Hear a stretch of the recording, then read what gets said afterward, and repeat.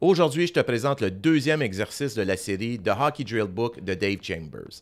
C'est un exercice qui peut être travaillé des deux côtés de la patinoire ou encore en situation de demi-glace seulement.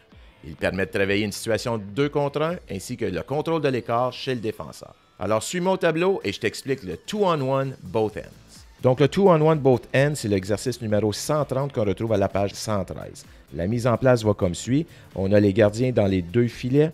On a des attaquants dans chacun des coins de patinoire et les défenseurs sont dans des coins opposés avec les rondelles. C'est un exercice qui s'effectue en demi-glace ou encore on peut répéter le même exercice des deux côtés de la patinoire. Au signal de l'entraîneur, les deux attaquants vont quitter sans rondelle tandis que le défenseur va avoir une rondelle. Donc ça va comme suit. Les deux attaquants quittent sans rondelle, le défenseur patine quelque peu et va effectuer une première passe transversale au coéquipier qui est de l'autre côté de la patinoire. L'attaquant s'en vient dans la zone neutre, lui transporte la rondelle. Arrivé à la ligne bleue, il va effectuer une seconde passe à son coéquipier qui la récupère et les deux vont permuter de corridor. C'est-à-dire que le joueur qui était dans ce corridor-ci va aller de l'autre côté, tandis que le joueur qui était de l'autre côté va s'en venir dans le corridor opposé. Les deux entrent dans la zone offensive et dès le moment qu'ils sont rentrés dans la zone offensive, il va avoir une troisième passe, si possible, à son coéquipier. Je dis si possible parce que le défenseur, une fois qu'il va avoir effectué sa passe, lui, sa responsabilité, c'est de venir jouer le 2 contre 1. Donc, il va venir à la ligne bleue, va s'ajuster aux deux joueurs qui permettent de corridor et va patiner du reculon pour jouer le 2 contre 1. Donc, si une passe est possible, on l'effectue. Sinon, on attaque le filet et le joueur ici converge vers le filet pour tenter de surprendre le défenseur afin de diriger un tir au filet. La responsabilité du défenseur, bien entendu, c'est de couper les lignes de passe et dans la mesure du possible, laisser le tir au gardien et éviter toute situation de rebond. Donc, la variation du Hockey Drill Book est relativement simple. C'est une sortie pratiquement de zone qui est effectuée du côté opposé. Il y a une permutation de corridor qui est effectuée dans la zone neutre et par la suite, on attaque en situation de 2 contre 1. C'est un excellent exercice pour travailler les 2 contre 1 lorsqu'on a une pratique demi-glace. Mais si on veut augmenter le degré de difficulté de cet exercice, voici ce que je vous propose. Pour arriver à faire cette variation, on doit être en situation pleine glace.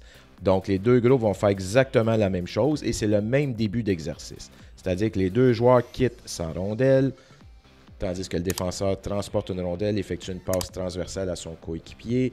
Lui, la transporte. Arrivé de l'autre côté de la ligne bleue, il y a une passe qui est effectuée à son coéquipier. Et les deux joueurs vont permuter de corridor pour venir, encore une fois, entrer en zone offensive. Et le défenseur vient fermer son gap, patine du reculon. Sauf qu'à l'exception ici, ce qu'on veut voir, ce n'est pas une situation de 2 contre 1. C'est-à-dire que les joueurs vont effectuer une transition avec leur défenseur. Donc, le nouveau porteur de la rondelle, une fois qu'il a traversé la ligne bleue, va effectuer une passe à son défenseur et les deux joueurs vont faire une transition le long de la rampe. Et c'est la même chose de ce côté. Donc, une fois que le défenseur récupère la rondelle, vous pouvez même intégrer une esquive ici, effectuer une esquive, patine quelque peu et détermine de quel côté est effectuée la passe. Disons qu'il a fait de ce côté ici. Le joueur la transporte, lui patine à toute vitesse.